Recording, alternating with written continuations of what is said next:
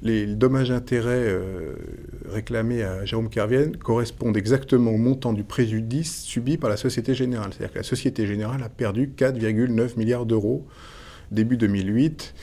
Le tribunal a examiné la situation. Il a estimé premièrement que Jérôme Kerviel était bien coupable des délits qui lui étaient reprochés. Il a estimé, deuxièmement, et c'est là que c'est important pour cette histoire de dommages et intérêts, que la Société Générale n'avait pas commis de faute qui aurait été susceptible de diminuer la responsabilité de Jérôme Kerviel. En clair, le tribunal estime que la Société Générale n'a pas été totalement négligente dans ses contrôles et n'a pas fermé les yeux sciemment ou non sur les agissements de Jérôme Kerviel. Donc à partir du moment où les faits sont constitués, où la victime n'a rien fait pour favoriser la commission des délits, sa demande de dommages et intérêts est justifiée. La somme a été évaluée sur la base de chiffres comptables. J'ai perdu 4,9 milliards, je demande à celui qui me les a fait perdre de me les rembourser.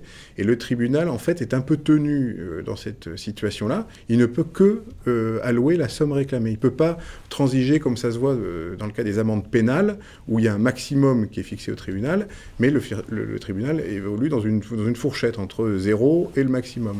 En matière civile, c'est différent. Il est tenu, parce que les faits sont constitués et que la victime n'a pas commis de faute, de lui allouer la somme réclamée. La somme est probablement record. On est en train de regarder un peu justement, de faire un inventaire des dommages-intérêts, mais un particulier peut difficilement causer un tel préjudice. Ça dépasse l'entendement. Donc pratiquement, ce qui va se passer, c'est que Jérôme Kerviel a annoncé par la voix de ses avocats son intention de faire appel du jugement. Donc pour l'instant, le jugement n'est pas exécutoire. Donc la cour d'appel va se pencher sur cette affaire dans un an, par exemple. Au terme de son délibéré, elle rendra un arrêt. Si cet arrêt confirme, mettons-nous dans ce cas de figure, le montant, à ce moment-là, et qu'il n'y a pas de pourvoi en cassation, enfin bref, une fois que tout ça sera terminé, que le jugement sera définitif, si on reste sur ces 4,9 milliards, théoriquement, il reviendra à la Société Générale de se faire rémunérer, d'obtenir la somme.